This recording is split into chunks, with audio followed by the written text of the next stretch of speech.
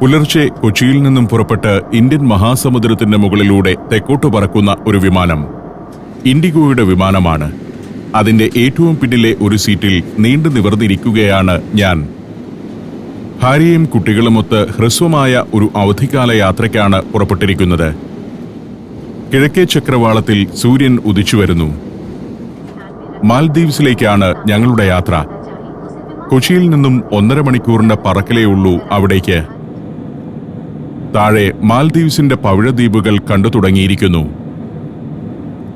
പവിഴപ്പുറ്റുകൾക്ക് മേലെ ആഴം കുറഞ്ഞ കടൽഭാഗം. വർണ്ണവ്യത്യാസമായി ഇക്കാണുന്നത് കടലിന്റെ ആഴവ്യത്യാസം തന്നെയാണ്. നിരവധി ദ്വീപുകൾ, അതിൽ പലതും റിസോർട്ട് ദ്വീപുകളാണ്. കടലിന്റെ ആഴം കൂടിയ ഭാഗം കടും നീല നിറത്തിലും ആഴം കുറഞ്ഞയിടം ഇളം നീല നിറത്തിലും കാണുന്നു. കനിഫിനോനു എന്ന ദ്വീപാണ് ത്രികോണാകൃതിയിൽ കിടക്കുന്നത്. അതിനപ്പുറം ഹുറ ദ്വീപ്. ഹുറ കഴിയുമ്പോൾ കുദാഹുറ, കാനുഹുറ എന്നിങ്ങനെ റിസോർട്ട് ദ്വീപുകൾ. ചെറുതും വലുതുമായ ഒട്ടേറെ ദ്വീപുകളുണ്ട്. ഇത് ഹിമാഫുഷി ദ്വീപാണ്. ഹിമാഫുഷി റിസോർട്ട് ദ്വീപല്ല, ജനവാസ ദ്വീപാണ്. അതിന്റെ ഒരു ഭാഗം കോറലുകൾ കൊണ്ടുവന്നിട്ട് ഉയർത്തിയെടുത്തുകൊണ്ടിരിക്കുകയാണ്. ഹിമാഫുഷിയുടെ സമീപമെത്തുന്നതോടെ വിമാനം താഴ്ന്നു തുടങ്ങുകയായി. ലങ്കൻഫുഷി എന്ന റിസോർട്ട് ദ്വീപ്. അതിനപ്പുറം ഈ കാണുന്നത് പാരഡൈസ് ഐലൻഡ് റിസോർട്ടാണ്. ഇത് ഷെറാട്ടൺ മാൽദീവ്സ് എന്ന റിസോർട്ട് ദ്വീപ്. അതുകൂടി കഴിയുന്നതോടെ വിമാനം ഹുളു മാലി എന്ന മനുഷ്യനിർമ്മിത ദ്വീപിന് മുകളിലേക്കെത്തുന്നു. മാൽദീവ്സിന്റെ തലസ്ഥാനമായ മാലിയിൽ ജനസാന്ദ്രത ഉയർന്നപ്പോൾ കടലിൽ ഉയർത്തിയെടുത്ത കൃത്രിമ ദ്വീപാണ് ഹുളു മാലി. അവിടെ ആസൂത്രിതമായ ഒരു പട്ടണം രൂപപ്പെടുത്തിയിരിക്കുന്നു. 20 വർഷം മുൻപ് ഞാൻ ആദ്യമായി മാൽദീവ്സിലെത്തുമ്പോൾ ഇവിടെ ഇങ്ങനെയൊരു ദ്വീപ് ഉണ്ടായിരുന്നില്ല. വളരെ ആസൂത്രിതമായി തന്നെയാണ് അവിടെ നഗരം രൂപപ്പെടുന്നത്. മനുഷ്യൻ കടലിൽ സൃഷ്ടിച്ചെടുത്ത കരയും അതിലെ കെട്ടിടങ്ങളുമൊക്കെയാണ് ഇക്കാണുന്നത്. മാൽദീവ്സിന്റെ അടുത്ത വളർച്ച അവിടെയായിരിക്കും. സീപ്ലെയിനുകൾ വന്ന് ലാൻഡ് ചെയ്യുന്ന ഇടമാണിത്. വിമാനം ഇപ്പോൾ ഹുൾഹുൾ എന്ന ദ്വീപിന് മുകളിലേക്ക് എത്തിയിരിക്കുന്നു. അവിടുത്തെ എയർപോർട്ടിൽ ലാൻഡ് ചെയ്ത വിമാനത്തിൽ നിന്നിറങ്ങി എമിഗ്രേഷൻ നടപടികൾ പൂർത്തിയാക്കി നിൽക്കുകയാണ്. ഇന്ത്യക്കാർക്ക് മാൽദീവ്സിൽ വരാൻ മുൻകൂട്ടിയുള്ള വിസ ആവശ്യമില്ല. ടൂറിസ്റ്റുകൾ മാത്രമേ മാലി ഇന്റർനാഷണൽ എയർപോർട്ടിൽ എത്തുന്നുള്ളൂ എന്ന് തോന്നിപ്പോകും. ഞാൻ ഇവിടുത്തെ കൗണ്ടർ നമ്പർ 2 എത്തി. ബാൻഡോസ് റിസോർട്ടിന്റെ കൗണ്ടറാണ്. ഇദ്ദേഹം അവിടുത്തെ ജീവനക്കാരനാണ്. ബാൻഡോസ് റിസോർട്ടിലാണ് ഞാൻ താമസത്തിന് മുറി ബുക്ക് ചെയ്തിരിക്കുന്നത്. റിസോർട്ടുകളിലേക്കെല്ലാം ബോട്ടിൽ പോകണം. ടാക്സി ബോട്ടുകൾ കിട്ടില്ല. റിസോർട്ടുകാർ ബോട്ടുമായി വരും. എല്ലാ റിസോർട്ടുകൾക്കും എയർപോർട്ടിൽ കൗണ്ടറുകളുണ്ട്. ബുക്ക് ചെയ്തിരിക്കുന്നവർ റിപ്പോർട്ട് ചെയ്യേണ്ടത് ആ കൗണ്ടറിലാണ്. ഐലൻഡ് റിസോർട്ടിൽ റൂം ബുക്ക് ചെയ്യുമ്പോൾ ബോട്ട് ട്രാൻസ്ഫർ ഫ്രീ ആണെന്നാണ് നാം കരുതുക. അങ്ങനെയല്ല. ഞങ്ങളിപ്പോൾ ബാൻഡോസ് റിസോർട്ടിലേക്ക് പോകുന്നത് ഒരാൾക്ക് $90 വീതം ബോട്ട് കൂലി നൽകിയാണ്. ഞങ്ങൾ 4 പേർക്ക് $360, അതായത് 25,000-ലേറെ രൂപ. എയർപോർട്ടിൽ നിന്നും പുറത്തിറങ്ങി. മാൽദീവ്സ് നമ്മുടെ തൊട്ടടുത്തുള്ള അയൽരാജ്യമാണെങ്കിലും സമ്പന്ന ടൂറിസ്റ്റുകളുടെ ഡെസ്റ്റിനേഷൻ എന്ന നിലയിൽ വളരെ എക്സ്പെൻസീവാണ് ഇവിടം. സാധാരണക്കാർക്ക് കുറഞ്ഞ ചെലവിൽ പോയി വരാനാവുന്ന ഇടമല്ല. എന്നാൽ ചെറിയ ചെലവിൽ പോകാൻ ചില സാധ്യതകളുണ്ട്. അത് ഞാൻ പിന്നീട് പറഞ്ഞു തരാം. ബോട്ട് ജെട്ടിയിലേക്ക് എത്തി. ഇവിടെ എത്തുന്നതോടെ നമ്മൾ മറ്റെല്ലാം മറക്കും. ആവേശം നൽകുന്ന ജലം, അത്ഭുതകരമായ കടൽ വർണ്ണം. ഈ ജലം ലക്ഷക്കണക്കിന് ആളുകളെയാണ് മാൽദീവ്സിന്റെ തീരത്തേക്ക് ആകർഷിക്കുന്നത്. ഇങ്ങനെയൊരു കടൽ നീലിമ നമ്മൾ മലയാളികൾ സാധാരണയായി കണ്ടിട്ടുള്ളതല്ല. ഈ തീരത്ത് ഞാൻ എത്രയോ തവണ വന്നിരിക്കുന്നുവെന്ന് ഇവിടെ നിൽക്കുമ്പോൾ ഓർക്കുന്നു. എയർപോർട്ടിനോടനുബന്ധിച്ചുള്ള ബോട്ട് ജെട്ടിയാണിത്. വിമാനത്തിൽ വന്നിറങ്ങുന്ന ടൂറിസ്റ്റുകളെ വിവിധ ദ്വീപുകളിലേക്ക് കൊണ്ടുപോകാനും തിരികെ എത്തിക്കാനും ബോട്ടുകൾ എത്തുന്നിടം. പല റിസോർട്ടുകളിലേക്കുള്ള ബോട്ടുകൾ ഇവിടെ ഇങ്ങനെ കാത്തുകിടക്കുന്നത് കാണാം. ബാൻഡോസിന്റെ ബോട്ടാണ് ഈ വരുന്നത്. ഞങ്ങളെ കൊണ്ടുപോകാൻ വേണ്ടി വരുന്നതാണ്. അത് ജെട്ടിയിലെടുത്തു. ഓരോ റിസോർട്ടിനും ഇങ്ങനെ പല ബോട്ടുകൾ ഉണ്ടാവും. കാറിനും ബസ്സിനും പകരം ഇവിടെയുള്ളത് ബോട്ടുകളാണ്. വേറെയും കുറച്ചുപേരുണ്ട് ബാൻഡോസിലേക്ക്. അവർ കയറി. ഞങ്ങളും ബോട്ടിലേക്കു കയറി. മരതകവർണ്ണമാർന്ന ജലപ്പരപ്പിൽ പല ബോട്ടുകൾ കിടക്കുന്നു. ബോട്ടിൽ കയറിയ ഉടനെ എല്ലാവർക്കും ലൈഫ് ജാക്കറ്റ് നൽകി. ഓരോ കുപ്പി വെള്ളവും. നല്ലൊരു റിസോർട്ടാണ് ബാൻഡോസ്. അതുകൊണ്ട് തന്നെ ആതിഥ്യ മര്യാദയ്ക്ക് കുറവില്ല. കുട്ടികൾ ജാക്കറ്റ് അണിഞ്ഞ് യാത്ര പുറപ്പെടാൻ ഒരുങ്ങി. അടുത്ത കാലത്ത് എയർപോർട്ട് ദ്വീപിനെയും മാൽദീവ്സിന്റെ തലസ്ഥാനമായ മാലിയെയും ബന്ധിപ്പിച്ച് ഒരു പാലം വന്നിട്ടുണ്ട്. അതിനു മുൻപ് ഇത്തരത്തിലുള്ള ഫെറി ബോട്ടുകളിലായിരുന്നു വിമാനത്തിൽ വന്നിറങ്ങുന്നവർ മാലി സിറ്റിയിലേക്ക് പോയിക്കൊണ്ടിരുന്നത്. 2018 വരെയും അതായിരുന്നു സ്ഥിതി. മാലിയിൽ ഇറങ്ങുമ്പോൾ മുതൽ കുട്ടികൾ ഫോട്ടോയും വീഡിയോയും എടുത്തു തുടങ്ങുന്നു. എവിടേക്ക് നോക്കിയാലും ഒരു ഫോട്ടോയ്ക്കുള്ള ദൃശ്യമാണ്. കേരളത്തിൽ ജീവിക്കുന്നവർക്ക് അന്യമായ നമ്മുടെ തൊട്ടടുത്ത് കിടക്കുന്ന പർദീസ പോലുള്ള ഒരു ഭൂപ്രദേശം തന്നെയാണ് മാൽദീവ്സ്. വിമാനത്താവള ദ്വീപിനു ചുറ്റും പല ബോട്ട് ജെട്ടികളുണ്ട്. അക്കാണുന്ന വലിയ ബോട്ടുകളാണ് ഫെറി സർവീസ് നടത്തുന്നത്. അത്തരം ബോട്ടായിരുന്നു ഒരു കാലത്ത് എയർപോർട്ടിനെ തലസ്ഥാനവുമായി ബന്ധിപ്പിച്ചിരുന്നതും. ബ്രേക്ക് വാട്ടറിൽ നിന്നും ബോട്ട് പുറത്തേക്കിറങ്ങി. അതോടെ വേഗതയും കൂടി. എക്സ്പ്രസ് ഹൈവേയിലൂടെ വാഹനങ്ങൾ പോകുന്നത് പോലെയായി പിന്നെ ബോട്ടിന്റെ പോക്ക്. ബോട്ടിൽ 3 ജീവനക്കാരുണ്ട്. അവർ ബോട്ട് പറത്തുകയാണ്. മാലിക്കാരുടെ എക്സ്പ്രസ് ഹൈവേ ഈ കടൽ തന്നെയാണ്. ബോട്ടിലിരിക്കുന്നവർ ഇതിൽ നിന്ന് പറന്നു പോകുമെന്ന് തോന്നിപ്പോകുന്നു. കടലിൽ പാൽപ്പത ചിതറിക്കൊണ്ടുള്ള പോക്ക്. ഞാൻ ഇതിനു മുൻപ് 4 തവണ മാലിയിൽ വന്നിട്ടുണ്ട്. അന്നൊക്കെ മാലി സിറ്റിയിലെ ഹോട്ടലുകളിലാണ് താമസിച്ചിരുന്നത്. എയർപോർട്ടിൽ നിന്നും തലസ്ഥാന മാലിയിൽ നിന്നുമൊക്കെ ഏറ്റവും അടുത്ത് കിടക്കുന്ന ഒരു ഐലൻഡ് റിസോർട്ടിലാണ് മുറി ബുക്ക് ചെയ്തിരിക്കുന്നത്. 2 ദിവസം കുടുംബവുമൊത്ത് അവിടെ ഒരു താമസം. നാട്ടിലുള്ളപ്പോൾ പോലും കുട്ടികളും കുടുംബവുമൊത്ത് ചെലവിടാൻ അധിക നേരം ലഭിക്കാറില്ല. വർഷത്തിൽ ഇങ്ങനെയുള്ള ഹ്രസ്വയാത്രകളിലാണ് 1-2 ദിവസം പൂർണ്ണമായും കുടുംബത്തോടൊപ്പം ചെലവിടുന്നത്. അക്കാണുന്നതാണ് തലസ്ഥാന മാലി. കെട്ടിടങ്ങൾ തിങ്ങി നിറഞ്ഞ ഒരു ദ്വീപ്. അവിടെ ചെറിയൊരു സ്ഥലം പോലും ബാക്കിയില്ലാതെ വന്നതോടെയാണ് കുളു മാലി എന്നൊരു ദ്വീപ് കൃത്രിമമായി സൃഷ്ടിച്ചെടുത്തത്. മാൽദീവ്സ് എന്ന രാജ്യത്ത് ആകെയുള്ളത് 4.25 ലക്ഷം ജനങ്ങളാണ്. അതിൽ 1,34,000 ആളുകളും പാർക്കുന്നത് തലസ്ഥാനമായ മാലിയിലാണ്. ലോകത്തെ ഏറ്റവും ജനസാന്ദ്രതയേറിയ പട്ടണങ്ങളിലൊന്നാണ് മാലി. ആറ എന്നാണ് ആ ദ്വീപിന്റെ പേര്. മാൽദീവ്സ് പ്രസിഡന്റിന്റെ ഗസ്റ്റ് ഹൗസ് ആണ് അതിലുള്ളത്. ഞങ്ങളെപ്പോലെ മറ്റൊരു ഇന്ത്യൻ കുടുംബവും ഈ ബോട്ടിലുണ്ട്. ധാരാളം ടൂറിസ്റ്റുകളെത്തുന്ന രാജ്യമാണ് മാൽദീവ്സ്. രാജ്യത്തിന്റെ പ്രധാന വരുമാന സ്രോതസ് തന്നെ ടൂറിസമാണ്. ദ്വീപുകളെ തമ്മിൽ കണക്ട് ചെയ്ത് സർവീസ് നടത്തുന്ന ഒരു ഫെറി ബോട്ടാണ് അത്. 3-4 ദിവസം യാത്ര ചെയ്താണ് അതൊക്കെ പല ദ്വീപുകളിലും എത്തുക. 1970കളിലാണ് മാൽദീവ്സിൽ ടൂറിസം ആരംഭിക്കുന്നത്. അതുവരെ ലോകത്തിന്റെ പല ഭാഗങ്ങളിലുള്ളവർക്കും ഇത്തരമൊരു ഡെസ്റ്റിനേഷനെ കുറിച്ച് അറിവ് പോലും ഉണ്ടായിരുന്നില്ല. എന്നാൽ 1972 മാലിയിലെ ആദ്യ റിസോർട്ട് നിലവിൽ വന്നതോടെ ടൂറിസം വളർച്ചയും ആരംഭിക്കുകയായിരുന്നു. ഇപ്പോഴാകട്ടെ ലോകത്തിന്റെ നാനാഭാഗങ്ങളിൽ നിന്നും ലക്ഷക്കണക്കിന് ടൂറിസ്റ്റുകൾ ഇവിടെ വന്നിറങ്ങിക്കൊണ്ടിരിക്കുന്നു. ഞങ്ങളുടെ ബോട്ട് ബാൻഡോസിന്റെ തീരത്തേക്ക് എത്തിയിരിക്കുന്നു.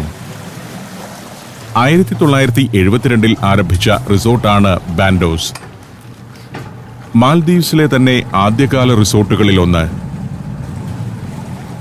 അക്കാലത്തെ മാൽദീവ്സിന്റെ ഒരു മന്ത്രിയുടെ ഉടമസ്ഥതയിലുള്ളതായിരുന്നു ഇത്. ബോട്ട് ജെട്ടി പോലും ആകർഷകമായ ഒരു നിർമ്മിതിയാണ്. ഏറ്റവും ആധുനികമായ ഒരു റിസോർട്ട് ക്യാമ്പസാണ് ഇപ്പോൾ ഇവിടം. ഇത്തരത്തിൽ 132 ദ്വീപുകൾ ഇവിടെ റിസോർട്ടുകളായി മാറിയിട്ടുണ്ട്. Russia, Qatar, Bhutan, Nepal, East Timor. സഞ്ചാരം പെൻ ഡ്രൈവ് വോളിയം നമ്പർ 23.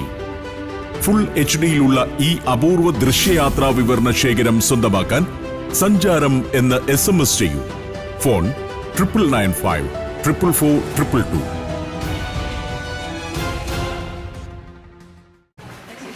അടിയിൽ പളുങ്കുജലം, മുകളിൽ മരം കൊണ്ട് നിർമ്മിച്ച റാമ്പുകൾ, സമീപം ബോട്ടുകൾ വിശ്രമിക്കുന്നു. ജെട്ടിയിൽ നിന്നും നേരെ ഇറങ്ങിച്ചെല്ലുന്നത് റിസോർട്ടിന്റെ റിസപ്ഷനിലേക്കാണ്. അത് വലിയൊരു ഓപ്പൺ ഹാളാണ്. വൃക്ഷനിബിഡമായ പ്രകൃതി രമണീയമായ ഒരു പ്രദേശം. വലിയൊരു റിസപ്ഷൻ ഏരിയ. അവിടേക്ക് ചെന്ന് ഞങ്ങൾ ചെക്ക് ഇൻ നടപടികൾ തുടങ്ങുകയാണ്. ഇപ്പോൾ നേരം 9:30 ആയിട്ടേ ഉള്ളൂ. എങ്കിലും റിസോർട്ടുകാർ ഒരു 20 മിനിറ്റ് കൂടി ഇരുന്നാൽ മുറി തരാമെന്ന് പറഞ്ഞിരിക്കുകയാണ്. കാത്തിരുന്നു. പല ഷോപ്പുകളുണ്ട് ഇവിടെ. വസ്ത്രശാലകൾ, ചെറിയ സൂപ്പർ മാർക്കറ്റ്, റെസ്റ്റോറന്റുകൾ എന്നിവയെല്ലാം കാണാം.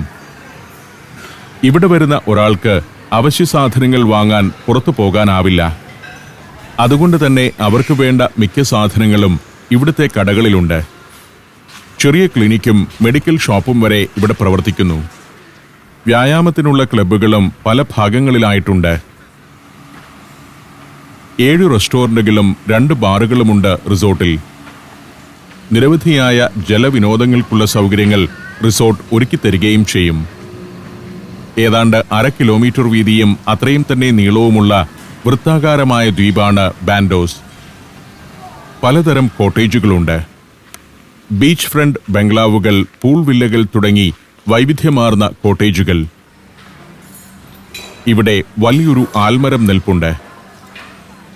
റിസോർട്ടിലെ ആക്ടിവിറ്റികളുടെ ഒരു കേന്ദ്രം കൂടിയാണ് ഈ ആൽമരം. വിശേഷ ദിവസങ്ങളിൽ ആൽമരം ഭംഗിയായി അലങ്കരിച്ചിട്ടുണ്ടാവും. മദേഴ്സ് ഡേ ആണെങ്കിൽ മരത്തിൽ അതിന്റെ തീമിലുള്ള അലങ്കാരങ്ങൾ കാണാം. വാലന്റൈൻസ് ഡേയിൽ പ്രണയികൾക്കുള്ള സന്ദേശങ്ങളുമായിരിക്കും അതിൽ ഒരുങ്ങുക. എനിക്ക് വളരെ ഇഷ്ടപ്പെട്ട ആംബിയൻസ് ആണ് ഇവിടെ. കൃത്രിമമായി സൃഷ്ടിച്ചെടുത്ത ആംബിയൻസ് അല്ല, പ്രകൃതിദത്തം തന്നെയാണിത്. മുറി ഏതെന്ന് അറിയിപ്പ് കിട്ടിയിട്ടുണ്ട്. അവിടേക്ക് നടക്കുകയാണ് ഞങ്ങൾ. കുറച്ചു ദൂരം ചെല്ലുമ്പോൾ ഓലമേഞ്ഞ കോട്ടേജുകളുടെ വലിയ നിര കാണാം. പൂൾ വില്ല ഗണത്തിലുള്ള കോട്ടേജുകൾ. ദ്വീപിന്റെ മധ്യഭാഗത്താണിത്. ബീച്ചിനോട് ചേർന്ന കോട്ടേജ് കിട്ടണമെന്നതുകൊണ്ടാണ് ഞാൻ ഇത് ബുക്ക് ചെയ്യാതിരുന്നത്. ലക്ഷറി വില്ലകളാണ് ഇതൊക്കെ. പുറമേ നിന്ന് കാണുമ്പോൾ ഓലക്കുടിലുകളാണെന്ന് തോന്നുമെങ്കിലും ആഡംബരപൂർണമായ സൗകര്യങ്ങളാണ് അതിനുള്ളിൽ ഒരുക്കി വച്ചിരിക്കുന്നത്. Classic rooms, standard rooms, garden വില്ലകൾ, ഡീലക്സ് മുറികൾ, ബീച്ച് വില്ലകൾ, പൂൾ വില്ലകൾ, വാട്ടർ വില്ലകൾ എന്നിങ്ങനെ പല വിഭാഗങ്ങളിലായിട്ടാണ് ഇവിടെ കോട്ടേജുകളെ തിരിച്ചിട്ടുള്ളത്. കടലിൽ തൂണിൽ ഉയർന്നു നിൽക്കുന്ന കോട്ടേജുകളാണ് വാട്ടർ വില്ലകൾ. ഓർക്കിഡുകൾ പൂത്തുനിൽക്കുന്നു. ധാരാളം ചെടികൾ വെച്ചുപിടിപ്പിച്ചിട്ടുണ്ട് ദ്വീപിൽ. ഇതാണ് ഞാൻ തിരഞ്ഞെടുത്തിരിക്കുന്ന ബീച്ച് വില്ല. അതിൽ 203, 204 നമ്പറുകളിലുള്ളവയാണ് ഞങ്ങൾക്ക് അനുവദിച്ചിരിക്കുന്നത്. ബീച്ചിൽ നിന്ന് കയറി വരുന്നവർക്കുള്ളതുപോലെയാണ് ഇത് ഒരുക്കി വച്ചിരിക്കുന്നത്. നല്ല സൗകര്യമുള്ള വില്ല. എയർ കണ്ടീഷൻഡ് ആണ്. ഇത്തരത്തിൽ മറ്റൊരു വില്ല കൂടി ബുക്ക് ചെയ്തിട്ടുണ്ട്. അവിടേക്ക് കുട്ടികളും കയറിപ്പോയിരിക്കുന്നു. നല്ല സൗകര്യങ്ങളെല്ലാം ഉണ്ടെങ്കിലും മുറിക്കകത്തിരിക്കാൻ തോന്നുന്നില്ല. പുറത്തിറങ്ങി ദ്വീപിന്റെ കാഴ്ചകളിലേക്ക് പോകാനാണ് താൽപ്പര്യം. ബാഗെല്ലാം മുറിയിൽ വെച്ച് ഞാൻ പെട്ടെന്ന് തന്നെ പുറത്തിറങ്ങി. റിസോർട്ടിന്റെ ഏതു വഴികളിലൂടെ നടന്നാലും ബീച്ചിലാണ് എത്തിപ്പെടുക. തൂവെള്ള മണലിന്റെ തീരം. ധാരാളം ബീച്ച് ചെയറുകൾ നിരത്തിയിട്ടിരിക്കുന്നു. ആരോഗ്യമുള്ള തെങ്ങുകൾ. പഞ്ചസാര മണൽ എന്ന വിശേഷണം പൂർണ്ണമായും ഇതിനാണ് ചേരുക. പവിഴപ്പുറ്റുകൾ പൊടിഞ്ഞുണ്ടായ മണലായതുകൊണ്ടാണ് ഇതിന് ഇത്രയും ധവളിമ. തിരയില്ല എന്നതാണ് ഇവിടുത്തെ ബീച്ചുകളുടെ പ്രത്യേകത. പളുങ്കുജലം. വെള്ളത്തിന് മീതെ ഹാമക് വലിച്ചു കെട്ടിയിരിക്കുന്നു. അതിൽ കിടക്കാം. വ്യത്യസ്തമായ ഒരു വിനോദ കേന്ദ്രം തന്നെയാണിവിടം. ഗസ്റ്റുകളെ ശല്യപ്പെടുത്താൻ പുറമേ നിന്ന് ആരും വരില്ല. പ്രൈവസി അതിന്റെ അങ്ങേയറ്റം വരെ അനുഭവിക്കാം. ഫാമിലി ഫ്രണ്ട്ലി റിസോർട്ടാണെന്നതാണ് ബാൻഡോസിന്റെ പ്രത്യേകത. ഡ്രഗ്സ്, നൈറ്റ് ലൈഫ് തുടങ്ങിയ പരിപാടികളൊന്നുമില്ല. കുടുംബമായി കുട്ടികളൊത്തു വരാവുന്ന ശാന്തമായൊരിടം. മാൽദീവ്സിന്റെ ഒരു ബജറ്റ് റിസോർട്ടെന്നും ഇതിനെ വിശേഷിപ്പിക്കാം. പല റെസ്റ്റോറന്റുകളുണ്ട്. ഇക്കാണുന്നത് അത്തരത്തിലുള്ള ഒന്നാണ്. പല പാക്കേജുകളിൽ ഭക്ഷണം ബുക്ക് ചെയ്യാം.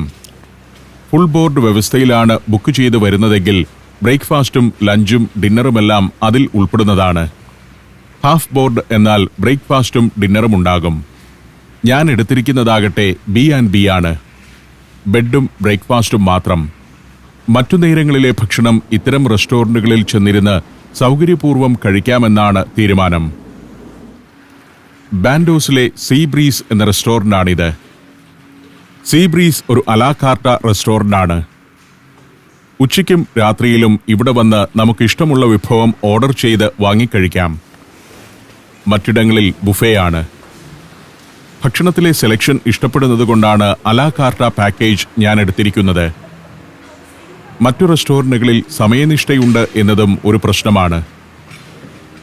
ബ്രേക്ക്ഫാസ്റ്റ് 10 മണിയാകുമ്പോൾ തീരും. ലഞ്ചിനും സമയക്രമമുണ്ട്.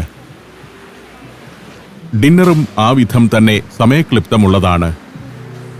അലാകാർട്ട റെസ്റ്റോറന്റുകളിൽ അത്തരമൊരു സമയക്രമമില്ല. ഏത് സമയത്ത് വേണമെങ്കിലും അവിടെ ചെന്നിരുന്ന് ഭക്ഷണം കഴിക്കാം. 24 മണിക്കൂറും റെസ്റ്റോറന്റുകൾ തുറന്നിരിക്കുന്നുണ്ടാവും. സീബ്രീസിനോട് ചേർന്നുള്ള തായ് റെസ്റ്റോറന്റാണ് ആ കാണുന്നത്. ഒരു പാലം പോലെ കടലിൽ ഉയർന്നു നിൽക്കുന്ന പ്ലാറ്റ്ഫോമിൽ ഇരിക്കുമ്പോൾ താഴെ പളുങ്കുജലം കാണാം. ഇരിക്കുന്ന പ്ലാറ്റ്ഫോമിനടിയിലേക്ക് എപ്പോഴും കുഞ്ഞോളങ്ങൾ വന്നുകൊണ്ടിരിക്കും.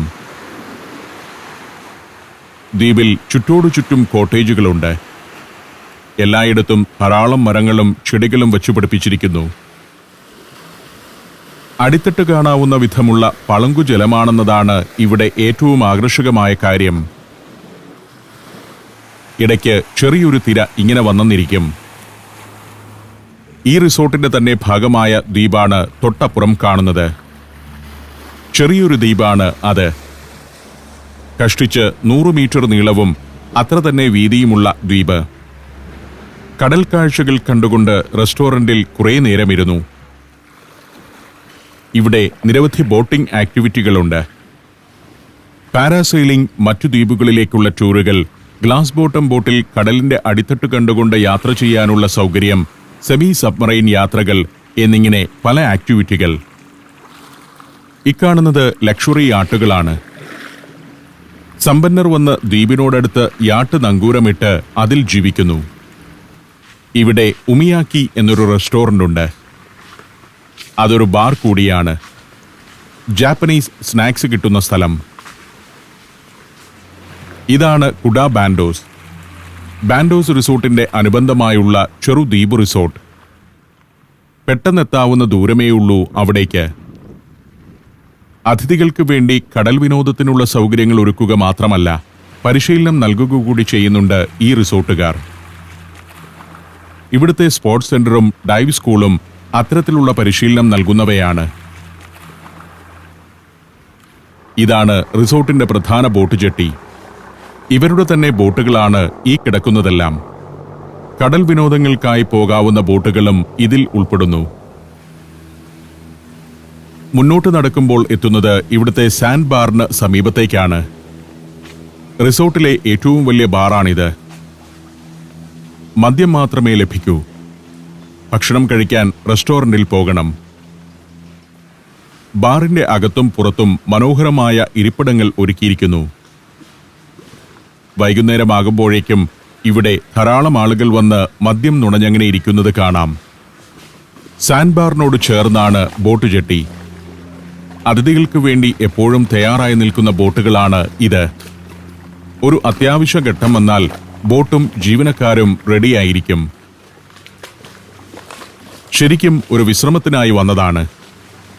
പക്ഷേ അപ്പോഴും ക്യാമറ കയ്യിലെടുത്തെന്ന് മാത്രം.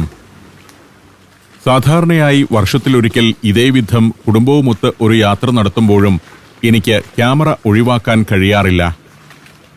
ഇവിടുത്തെ മനോഹാരിതയും റിസോർട്ടിന്റെ വശ്യതയും പകർത്തിയെടുക്കണം. ഞാൻ ക്യാമറയുമായി ഇങ്ങനെ നടക്കുന്നതിൽ കുടുംബത്തിന് അത്ര തൃപ്തിയില്ല. എങ്കിലും എനിക്ക് അനുഭവവേദ്യമാകുന്ന മാലി വെക്കേഷൻ പ്രേക്ഷകരെ കൂടി കാണിക്കുന്നതിനായി ക്യാമറ ഓൺ ചെയ്ത് തന്നെ ഞാൻ നടന്നു.